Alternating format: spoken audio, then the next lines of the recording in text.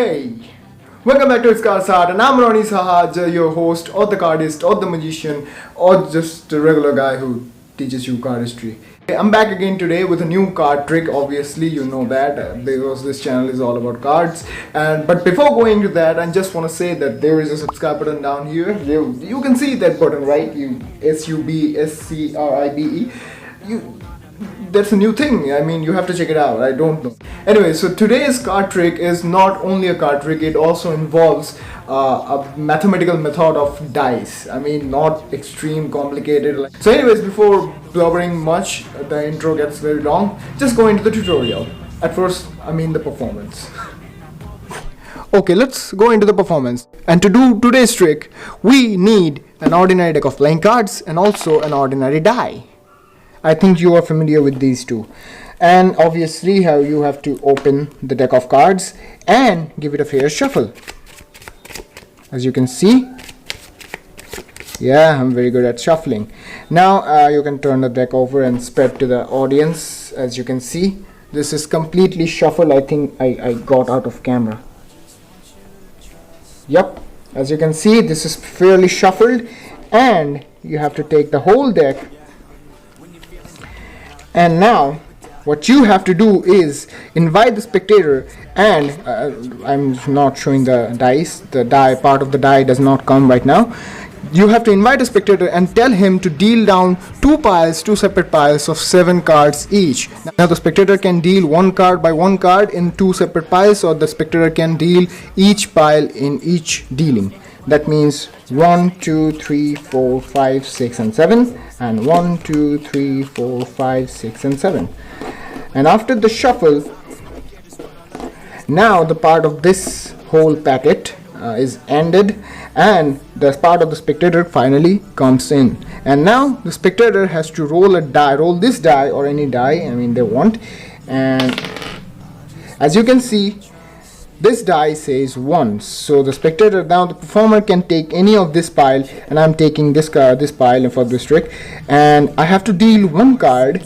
And this pile, I mean, because there is not more than one card, I have to show it to the spectator, and the spectator has to remind this card. The performer is not going to see this, and I have to place this card on top of this packet, the other packet.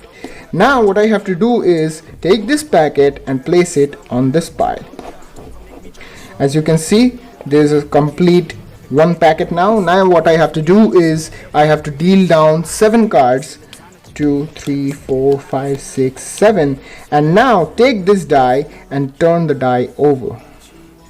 As you can see, I have to turn the die opposite and flip it, actually a 3D flip, and it says 6. So now what I have to do is take this pile of 7 cards and deal 6 cards. 1, 2, 3, 4, 5, 6, and 7.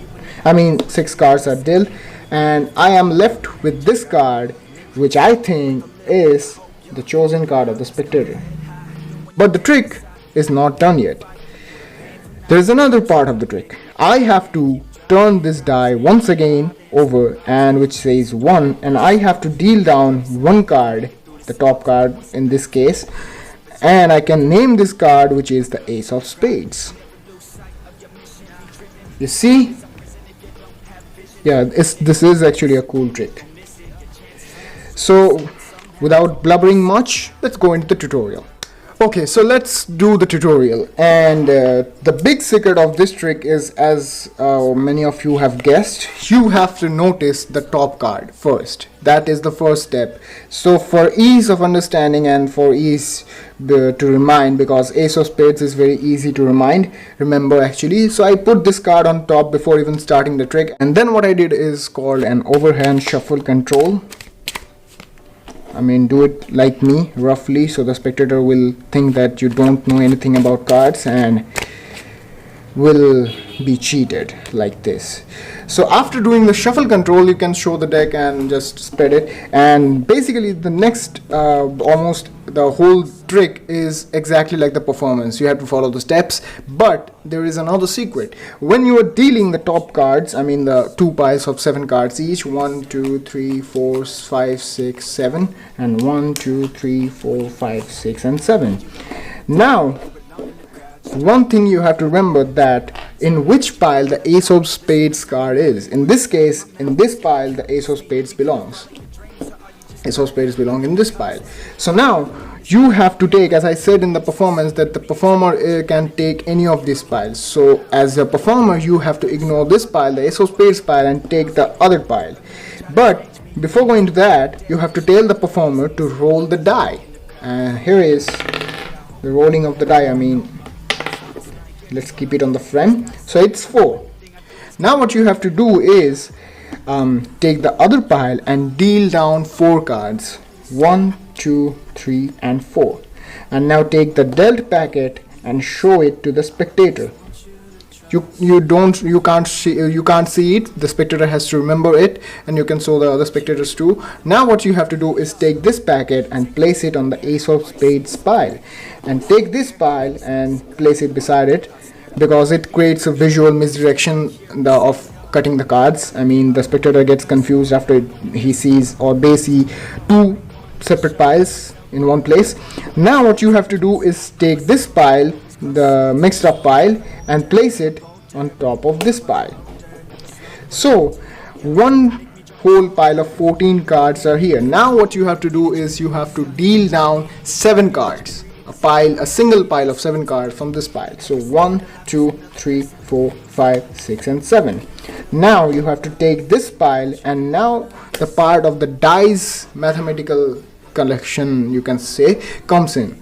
So it was 4, so you have to roll the die over, I mean turn it over, and see the number. As in here, the number is 3, as you can see. So you have to deal down 3 cards from this pile, 1, 2 and 3, and eventually the next card will be the spectator's card. But the trick is not done yet. You have another pile left of 7 cards, and now, as you remember, there was 3 on the dice, and once again you have to roll the die over in the opposite direction, which is 4, and you once again have to deal 4 cards, 1, 2, 3 and the 4, and the 4th card will be the ace of spades.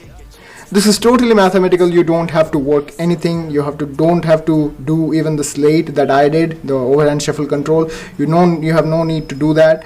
You can do this trick directly because it is a self-working trick. So I think you learned this trick, and this trick is very interesting because it involves a die. I mean, 2 coolest things of magic, die and playing cards. What's better than this combination? So anyways, so thank you for watching, if you're watching still now, and yeah, obviously there is a subscribe button down below, and yep, goodbye.